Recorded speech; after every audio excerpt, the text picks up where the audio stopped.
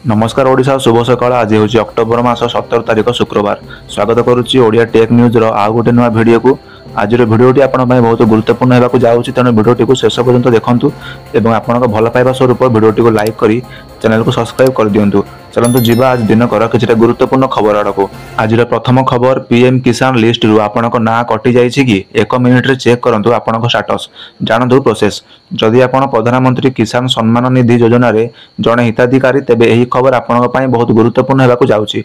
21तम किस्ती जारी करने पूर्व सरकार सारा देश में संदिग्ध चाषी तालिका समीक्षा करने आरंभ कर 2 गुण लाभ पाउथिबा लोकंक नाम अंतर्भुक्त, अर्थात स्वामी एवं स्त्री उभय एककालीन योजना उपकृत होउछंती।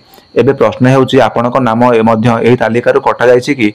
चिंता करंतु नाही, आपण निम्न दिया जाइथिबा पदक्षेप गुडी को अनुसरण करी मात्र 1 मिनिट रे मध्य आपण स्टेटस चेक करि पारिबे। पीएम किसान स्टेटस चेक किपरि करिवे? प्रथमे आपण https://pmkisan.government.in को जांतु। होम पेज रे नो योर स्टेटस किंबा बेनिफिशियरी स्टेटस ऊपर क्लिक करंतु। वर्तमान आपणकर पंजीकृत मोबाइल नंबर किंबा आधार नंबर एंट्री करंतु। कैप्चा कोड दियंतु एवं गेट डाटा ऊपर क्लिक करंतु। एबे आपणक सामना रे संपूर्ण विवरणी आसीजिवो। एही विवरणी गुडिक आपणक नाम तालिका रे अछि कि नाही, पूर्वरु किस्ती केबे आस्तिला एवं परवर्ती किस्तीर स्थिति प्रकाश करि परिबो। जदि साइट रे नो रेकॉर्ड फाउंड देखा जाए तेबे आपणक नाम तालिका रे हटा जाइछि किंबा वर्तमान वेरिफिकेशन रे अछि। जदि आपण एति की काम न करि पारछंती तेबे आपणकर निकट रे थिबा CSC केंद्र को जांतु। कृषि अधिकारी सहित जोगाजोग करंतु। आपणक डॉक्यूमेंट आधार कार्ड, बैंक पासबुक, जमी रेकॉर्ड नियंतु। वेरिफिकेशन पर जदि ठीक बोली जणा पड़े तेबे आपणक नाम पूर्ण तालिका रे जोड़ा जाई पारे। परवर्ती खबर, सरकारी कर्मचारी को मुख्यमंत्री दिवाली भेटी 3% बढ़िला महंगा भत्ता। राज्य सरकार कर्मचारी को मुख्यमंत्री दीपावली भेटी बढ़िला महंगा भत्ता। 3% महंगा भत्ता वृद्धि करछंती राज्य सरकार। 55% रु महंगा भत्ता 3% बढ़ी 58% हैला। पेंशन भोगींकर टीआई रे मध्य बढ़िला टंका। गत जुलाई पहला रु अर्थात 2025 जुलाई रु पिछला भावे लागू हैला नै घोषणा होईची। वर्धित महंगा भत्ता अक्टोबर मास दरमारे नगद आकार में मिल 8.5 लाख कर्मचारी एवं पेंशनभोगी सरकार यह निष्पत्ति रे उपकृत हेबे। पूर्वर दुर्गा पूजा रे 2% बढ़ी, दीपावली रे बढ़िला 3%।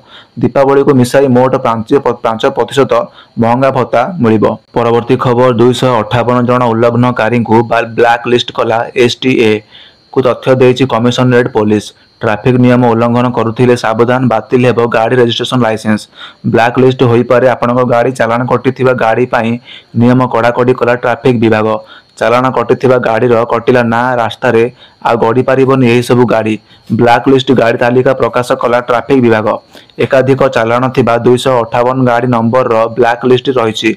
जे माने बारंबार गाड़ी रे ट्रैफिक नियम उल्लंघन करिसंती सेमानकर लाइसेंस और फिटनेस रद्द पाई मध्य चिट्ठी उल्लेख करा जाइछि। परवर्ती खबर, राशन कार्ड धारी खुशीर खबर, मुख्यमंत्री मोहर को अपेक्षा।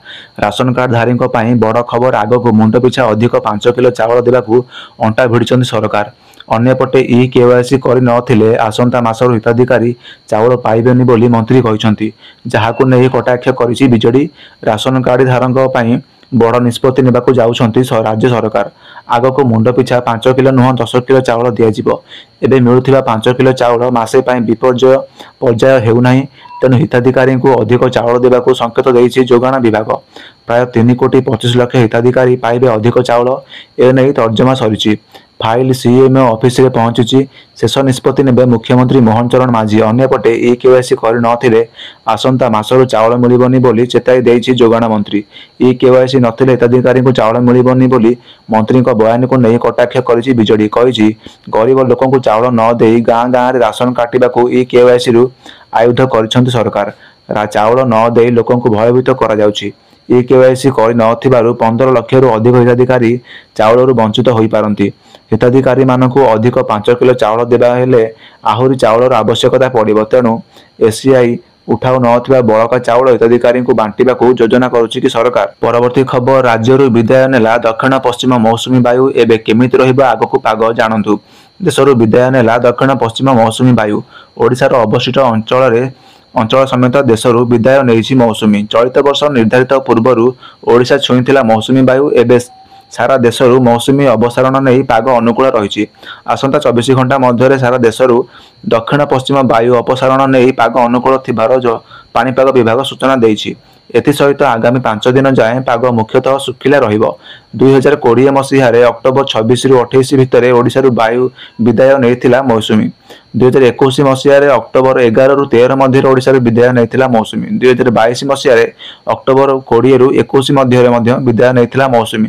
तेणुक 2024 अक्टोबर 13 रु 15 मध्य ओडिशारू विदाय नैथिला मौसुमी। परवर्ती खबर नुआपड़ा उपनिर्वाचन प्रार्थी घोषणा कर चमकाइला बीजेडी। नुआपड़ा उपनिर्वाचन को नहीं आसिला बड़ खबर। सबु कल्पना जल्पनार अंत घटाई स्नेहा सिंह छुरिया को प्रार्थी करिछि बीजेडी। एने ना घोषणा करिसेंति बीजेडी सुप्रीमो नवीन पट्टनायक। एक गुरुत्वपूर्ण बैठक पर प्रार्थी घोषणा करिसेंति नवीन पट्टनायक। अताबिरारू 2 थर विधायिका होइछंती स्नेहा सिंह। सूचना थाउ कि नुआपड़ा जिला सभापति थिबा मनोज मिश्र, आदिवासी चेहरा भाव भानु प्रताप सिंह माझी, नुआपड़ा ब्लॉक अध्यक्ष थिबा तारेश्वरी साहू एवं रमाकांत ठाकुर भली केते जनक ना को नहीं दलर वरिष्ठ नेता माने चर्चा करुथिले। शेष में समस्त को चमकाई स्नेहांगिनी प्रार्थी करिछि बीजेडी।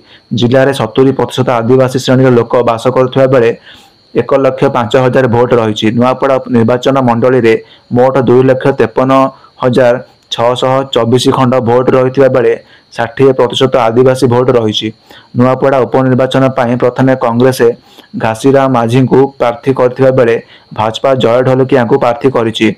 आज बीजेडी स्नेहांगिनी छुरिया प्रार्थी करिछि। तेबे देखा जाउछि एही 3 दल मध्यरु किए नुआपड़ारे बाजी मारुछि। परवर्ती खबर केउं दिन पालिबे दीपावली और केउं दिन प्राय साध देवे दूर हैला द्वंद्व। दीपावली केउं दिन पालिबे एहाकु नै पांजिरे थिबा द्वंद्व को दूर करिसंती मुक्तिमंडप पंडित सभा। 21 नुह 20 तारिख रे देवदान दीपदान और प्रयासाद हेबो बोली स्पष्ट करिछि मुक्तिमंडप। केउं दिन पालिबे दीपावली और प्रयासाद किसी पंजिकार दीपावली 20 तारिख रही बेले आउ किसी पंजिकार 21 तारिख रही। एहाकु नै थिबा द्वंद्व को दूर करिछि श्रीमंदिर मुक्तिमंडप महासभा। 21 तारिख नुह बरम 20 तारिख रे दीपावली और प्रयासाद हेबो बोली स्पष्ट करिछि मुक्तिमंडप पंडित सभा। मुक्तिमंडप सभार कहवा अनुसार 20 तारिख दिन 3:23 ठारू मंगलवार संध्या 5:30 पर्यंत अमावास्या तिथि रही। शास्त्र अनुसार अमावास्या दंडटीए अर्थात 24 मिनिट न थिबो तेबे से दिन पालनीय नुहे। सूर्यास्त अनुसार दंड गणति होता है। 21 तारिख अमावास्या मात्र 14 मिनिट रही। तेणु 20 तारिख दीपदान साध हेब। 21 तारिख बदल 20 तारिख सरकारी छुट्टी करने को मुक्तिमंडप सभा दाबी करिछि। ज्योतिर्विद हरिश्चंद्र मिश्र मुक्तिमंडप स्वीकृति पंजिकार थिबा तारीख को नहीं आपत्ति उठाइछंती। ए क्षेत्र में मुक्तिमंडप सभा विभ्रांत करुछि बोली से अभियोग मध्य करिछंती। 20 तारिख 3:45 रु परदिन संध्या 5:55 जाए अमावास्या तिथि रही। 21 तारिख 2 दंड पाखापाखि अमावास्या तिथि रही।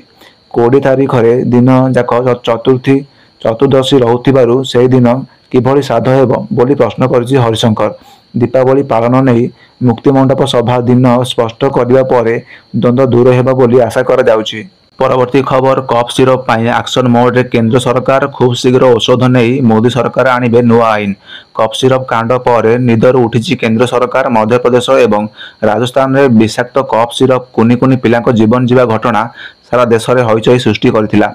औषध लिखिथिबा डाक्तर एवं औषध कंपानीर मालिकों को गिरफ्त करने पर एबे केंद्र सरकार आउ एक बड़ पदक्षेप नेबाकू जाउछंती।